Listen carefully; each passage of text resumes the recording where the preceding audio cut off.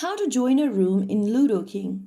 Hello everyone, welcome back to another video from Tech for Gamers. If you're looking for a way to join a room and play multiplayer game on your Ludo King game, launch open the Ludo King application on your device. Once you're inside the homepage logged into your account, go ahead and tap on the Friends option from the right corner, and once you do that, select the player mode from the top and click on Join at the bottom. Now, you'll need to enter the private code given to you by your friends. Go ahead and enter the private code or ask your friend for the code and type it carefully.